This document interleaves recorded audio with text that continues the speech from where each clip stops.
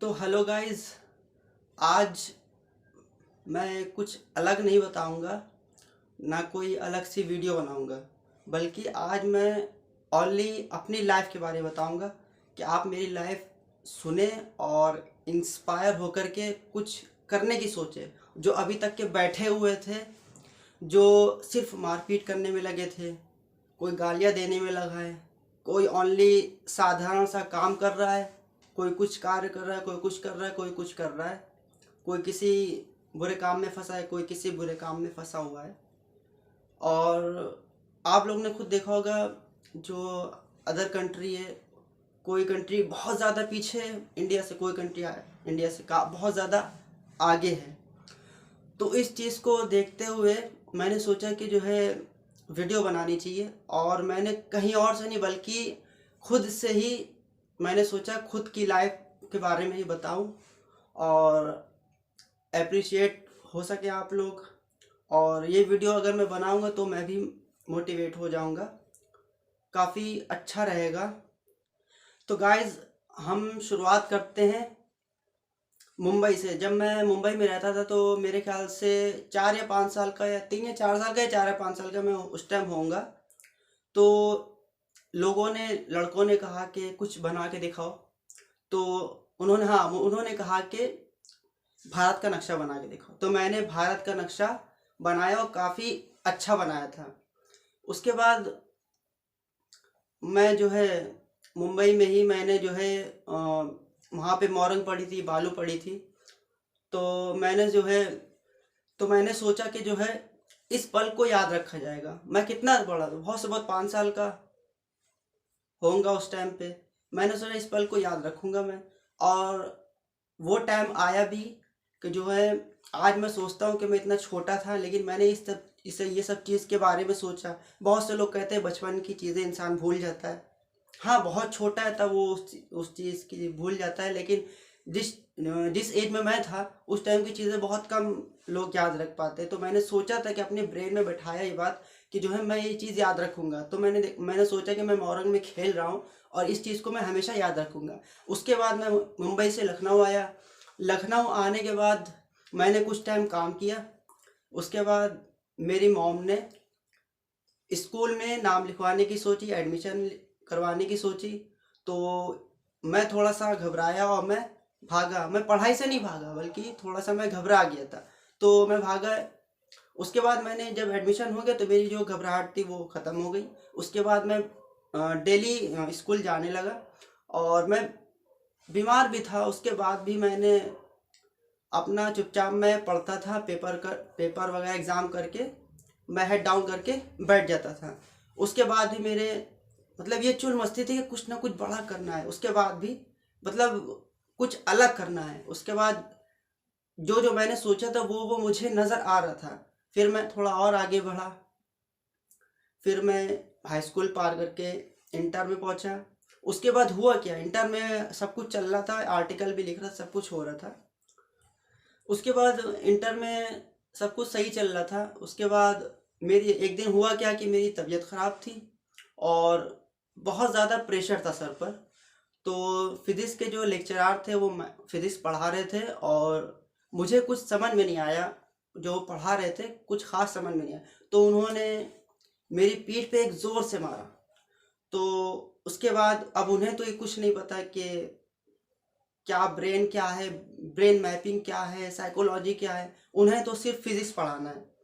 तो उसके बाद मैंने फिर एक आर्टिकल लिखा। वो आर्टिकल ये है कि प्रत्येक वैज्ञानिक का परिणामी कार्य अविश्वसनीय होता है। यहाँ पे दो शब्द मैंने बोले हैं, परिणामी कार्य और दूसरा है अविश्वसनीय। परिणामी कार्य यानी कि जो है, जो एक नतीजा निकलता है। यानी कि पहले तो लोग सब पागल समझते, उसके बाद जब एक नतीजा निकलता है तो इसमें उसके बाद ये आर्टिकल में लिखा है अविश्वसनीय, यानी कि सब जो है विश्वास ही नहीं करते हैं कि ये वही बंदा था या बंदी थी कि जिसको हम लोग बेवकूफ़ समझते थे, जिसको हम लोग गिरी नज़र से देखते थे, आज वही हमसे ऊपर है। तो फिर वो भी कहीं ना कहीं सोचते हैं कि हम अगर नेगेटिव चीज़ों में जो हम लोग ने दिमाग लगाया, जो भी समय बर्बाद किया, काश हम भी ये सब चीज़ों में टाइम लगाते तो आज हम लोग यहाँ पर ना होते, बल्कि उस पोजीशन पर होते जहाँ पर ये मौजूद है। हमारा भी नाम होता, देश का, देश के हित में नाम होता, देश का भी नाम होता, और माँ बाप का नाम होता, और इन्वेंशन करने वाले का नाम होता। तो उसी को चीज़ को देखते हुए मैंने बहुत सारे आर्टिकल भी लिखे, जो मुझे अभी तो फ़िलहाल याद नहीं, काफ़ी टाइम हो गया है और काफ़ी टाइम बाद मैं वीडियो बना रहा हूँ, तो इसलिए मेरे ब्रेन में उतना याद नहीं है। लेकिन मैं वीडियो बना करके अगर मैं कुछ कर नहीं सकता हूँ तो लोगों को मोटिवेट ज़रूर कर सकता हूँ कि हाँ, आप कुछ ना कुछ कर सकते हैं। और उसके बाद जो है मैंने जब ये देखा कि जो है, जब मैंने नॉलेज को और थॉट को, इमेजिनेशन को गहराई से समझा, तो मैंने इन दोनों की पावर देखी।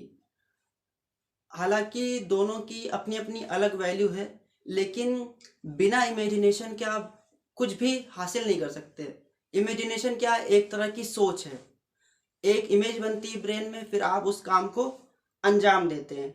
तो इस चीज़ को देखते हुए मैंने एक आर्टिकल लिखा कि the imagination is higher thoughts more than knowledge. यानी कि जो इमेजिनेशन है वो कहीं ना कहीं नॉलेज से एक कदम आगे रहती है। दोनों ही टक्कर के हैं, नॉलेज इमेजिनेशन को टक्कर देती है, इमेजिनेशन नॉलेज को टक्कर देती है, लेकिन इमेजिनेशन एक कदम आगे है। क्योंकि इसका एग्जांपल मैं दूं आपको, जब पहली बार कुर्सी बनाई जा रही थी तो क्या किसी ने आके बताया था कि जो है ये कुर्सी ऐसे बनेगी? और अगर बताया था तो इसका मतलब पहले कुर्सी बन चुकी थी, लेकिन नहीं बताया इसका मतलब वो कुर्सी नहीं बनी थी। अब वो बिना बताए बल्कि दिमाग से सोचा कि यहाँ 4 पाए लगाए जाएंगे, फिर उस पर वो लगाया जाएगा एक सपाट सा, उसके बाद जो है उसे जोड़ के फिर बैठा जाएगा। तो इस तरीके से जो है इमेजिनेशन के ज़रिए से एक चेयर बनी। ज़्यादातर काम इमेजिनेशन के ज़रिए से ही होते हैं, लेकिन नॉलेज होती तो उसमें थोड़ी आसानी होती है। गाइस, मैं एक चीज़ बता दूं, मैं बीमार रहा इतने साल तक के, उसके बाद मेरे कुछ उसी दरमियान जो है याददाश्त पे काफ़ी ज़्यादा असर पड़ा था। तो मैं उस चीज़ को दूर करने के लिए, पहले तो मैं ये बता दूं, मुझे खाना खाना भी, ये भी याद नहीं था कि मैंने खाना खाया या नहीं खाया, मैंने ब्रश किया या नहीं किया, मैंने मुंह धुला ये भी या नहीं धुला। तो उस चीज़ में कन्फ्यूज़न थी। और अब आप लोग ये सोचेंगे कि पेट भरा है तो उसका मतलब याद ही होगा खाना खाया, लेकिन मुझे इस चीज़ का भी एहसास नहीं था। काफ़ी ज़्यादा इफ़ेक्ट हुआ था बीमारी का मेरे ब्रेन के ऊपर। उसके बाद जो है, तो मैंने इस बीमारी को, जो मेरी याददाश्त वाली जो प्रॉब्लम थी, इसको मैंने दूर करने के लिए अपने ब्रेन को मैं फ्लो स्टेज में ले गया। यानी कि मैं बस यही सोचता था कि मैं ठीक हूँ, ठीक हूँ, ठीक हूँ।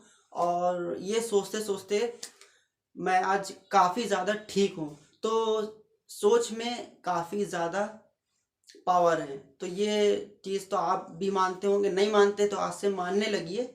और मैं इस चीज़ को मानता था, मैं सोचता था कुछ ना कुछ, कहीं ना कहीं काम ज़रूर आएगा, जो मैं कर रहा हूँ कहीं ना कहीं काम ज़रूर आएगा।